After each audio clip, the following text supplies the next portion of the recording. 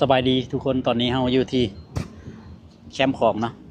อยู่อันนี้มันเขตปักประสักเด้อแคมป์ของปักประสักแคมป์ของตอนแรงๆเนาะวันนี้วันที่29เดือน12ปี2024เนาะมาอัปเดตส่งท้ายปีเก่าต้อนรับปีใหม่เนาะตอนนี้อยู่แคมป์ของที่แคมป์ของอันนี้แม่นโรงแรมอาร์เมรี่นี่โรงแรมอาร์เมรี่เนาะแคมป์ของปากประสักคือว่าเป็นครึมๆเนาะบ่มีแดดแสงแดดค่อยค่ำประมาณ5 โมง4 โมง5 โมงบรรยากาศในตอนตะวันใกล้จะตกนี่มันจะเป็นอะไรจะมีผู้คนเพิ่นกำลังที่จะไปเล่นแคมป์ของมันจะไปเบิ่งน้ำของเนาะจะเห็นได้ในช่องนี้จะมีรถลงไปได้ไปเราจะพาทุกคนไปเบิ่งแคมป์ของเลยไปตอนนี้เรากำลังสิย่างลงไปเบิ่งแคมป์ของเนาะบอนเพิ่นมีการลิ่นน้ำบ่หรือว่าอันเพราะว่าช่วงยามแล้งเดือน12นี่เฮ็ดให้น้ำแห้งหลายน้ำของเนาะน้ำคลองนี่แห้งหลายแล้วก็จะเป็นหาดทรายหาดอ่อนทรายเลยเหมาะแก่กับการมาเล่นดินทรายเราจะได้เห็นอย่างบ่เห็นสาวๆเพิ่นไปถ่ายคลิปถ่ายอย่างบ่แคมป์ของเนาะอาจจะไปติดตามนุ่งกันเลยทุกคน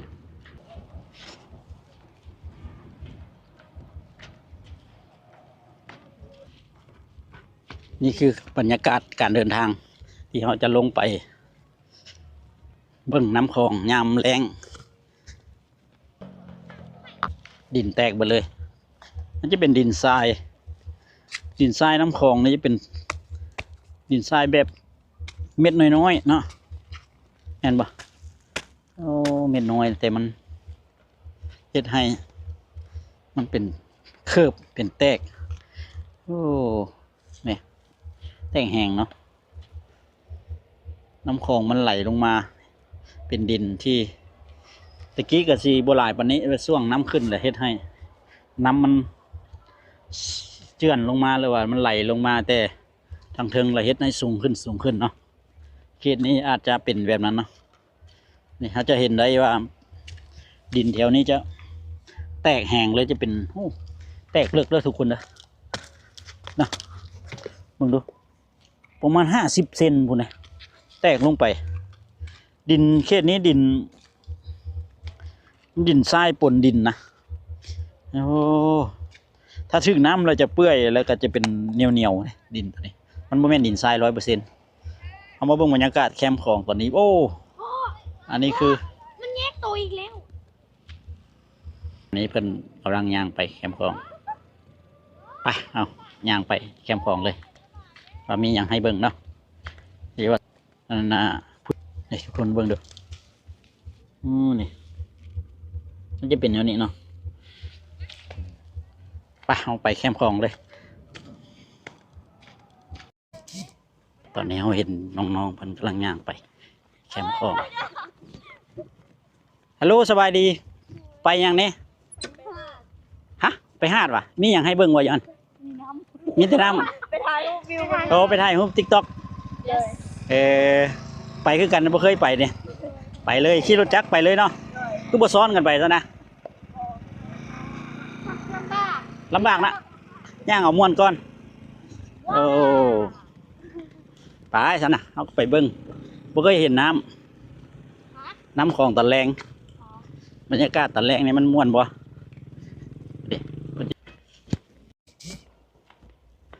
สบายดีถ่ายอีหยังนี่ถ่าย MV บ่ติ๊กต็อกบ่โอ้สุดงามเนาะสุดเอาเดี๋ยวบ่สุดเพิ่นสุดเผ่ามงเนาะคนมงบ่เลยเราเอาว้าวไม่สุดเด้อันนี้ก็สาวๆเพิ่นกำลังมาถ่ายภาพอยู่ที่แคมป์ของโอ้แคมป์ของนี่บรรยากาศตอนแรงนี่ที่ว่าหลายคนก็มักมาเที่ยวมาถ่ายตลอดบ่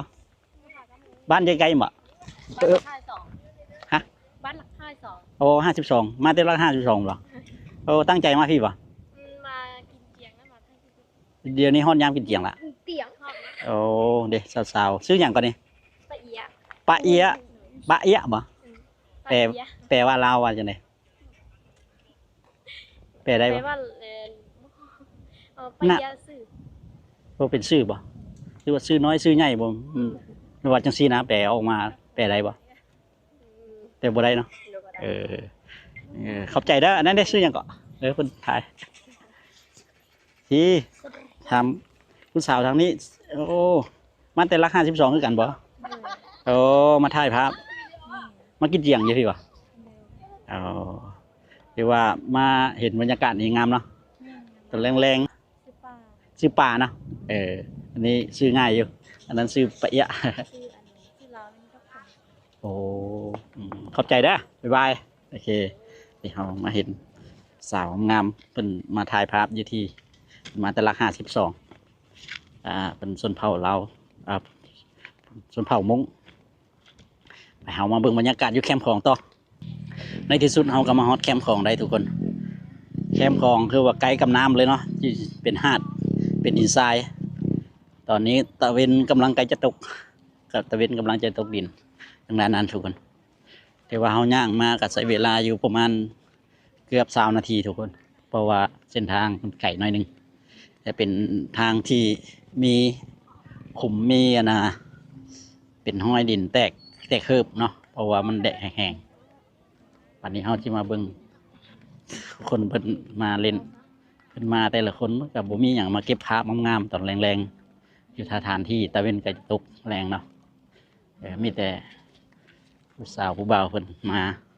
ถ่ายภาพเป็นที่ระลึกเราก็จะมาเบิ่งนำกันทุกคน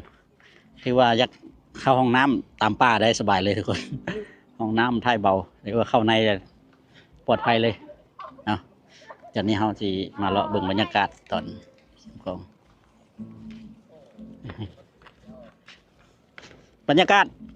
งามดีเนาะตอนแรงๆตะเวนใกล้จะตกดิน น่าจะเอาเหือมาขี่ลิ้นอยู่นี่อันนี้มาถ่ายติ๊กต็อกบ่เนี่ยมาลิ้นเนาะ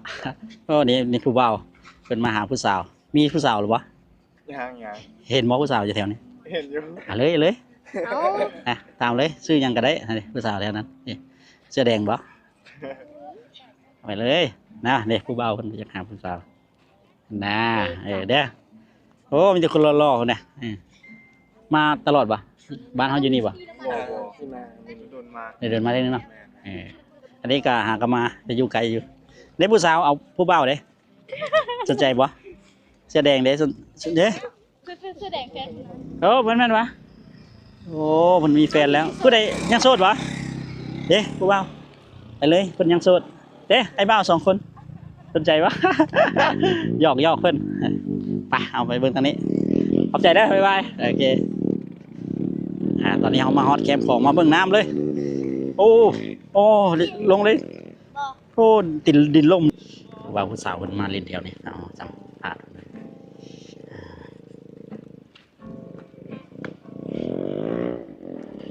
โอ้สบายดีดีกีตาร์จีบสาววะฮะชิวๆเนาะคัดเดี๋ยวมาเลาะเล่นแถวนี้ อายุนี้คนอื่นเหรอ แมน อยู่ขามงอย ค่อยลงมาดิ คือกันนั่นนะหากมาจะมาเก็บภาพไว้ รถมันลงมาได้ ขี่รถจักรลงมาเลยเนาะ โดย คักแท้สบายเรื่องย่างลงมาใช้เวลาประมาณเกือบ20 นาทีนะถ้าย่างไวก็จะบ่ฮอดมา2 คนวะ 4 คน ผู้สาวก็มานำเดี๋ยวไปเลาะเบิ่งบรรยากาศทางนั้นขอบใจเด้อบ๊ายบาย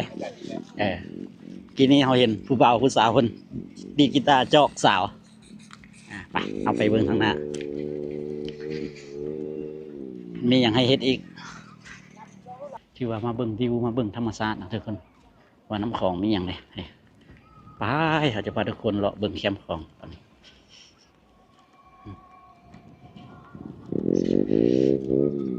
ที่ว่าข้าเจ้ามาอย่างกับผมมีอย่างทุกคนข้าเจ้ามาถ่ายเก็บภาพตอนแรงๆตะเวนจะตกดิน นี่คนแถวๆนี้ก็คือ งามดี แสงแดดอ่อนๆตอนนี้เก็บภาพงามๆนี่คนกำลังย่างมาเลยคนมันก็บ่ฮ้อนนะอากาศลมพัดดีเย็นดีแคมป์ของตอนแรกๆจะมีกิจกรรมจะมีบอลเล่นบอลกินบอลอาหารเนาะแต่ว่าครบสุดหลังจากที่เราไปแคมป์ของมาแล้วเราก็จะมาหารอบนึงบอลกินตอนนี้เราหิวข้าวละไทยแลนด์ละจะหาบอลกินข้าวก่อนแข็งๆเลยเดี๋ยวทำไปได้ใครรู้เลี้ยงมากินใครรู้น้ำกันเลาะไงแล้วเอาเจียวใส่นี่เลย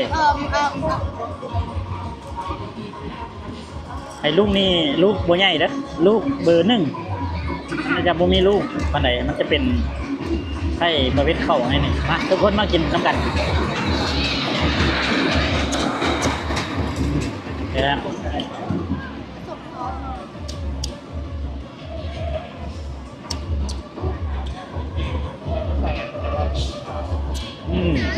ได้ไหมทุกคนเจียวใส่หน่อยหนึ่งเจียวใช้ลูกก่อนนะครับลูกตัวน้อยอ่ะก่อนไม่ลูกตัวใหญ่ลูกตับเพื่อนเหรอตับผิดเรื่องเหรอนั่งเอากันกดตอนนี้เอามาขี่รถซิ่งโอ้รู้ว่าฮักไปครับจะฮักแท็กซี่ด้วย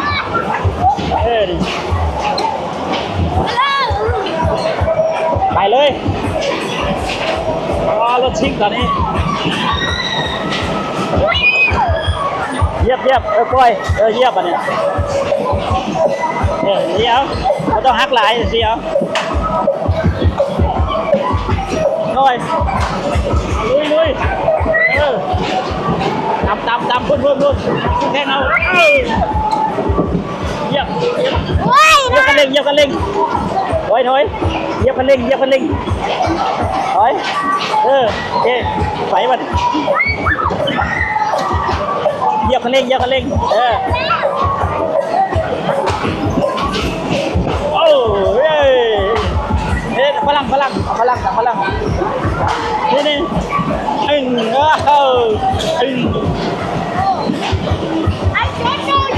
ฮัลโหลพลังกิโลซิงเหยียบกันเร่งแล้วโอเค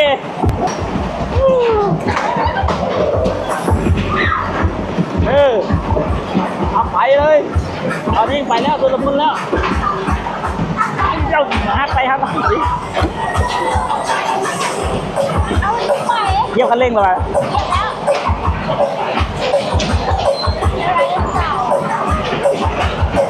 โอเคโอ้แห้งเลยเหยียบกันเร่งโอเคเอาขึ้นนี่โอ้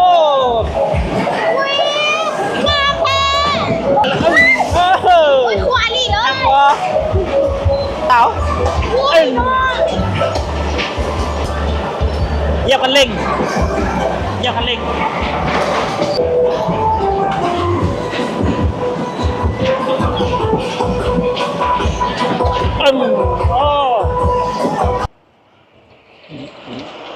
หลังจากเขาขี่รถซิ่งมาแล้วเขากลับมาบอลเจ้าอนุวงศ์อันนี้คือเจ้าอนุวงศ์เพิ่งจะซีมือไปทางฝั่งไทยเนาะเป็นหูปปั้นเหมือนของเพิ่นเป็นหูเหมือนเนาะจะเอามาเบิ่งน้ำกันเลยทุกคนอันนี้คือหูปปั้นเป็นทองสำริดเนาะองค์ใหญ่เนาะของเจ้าอนุวงศ์สถานที่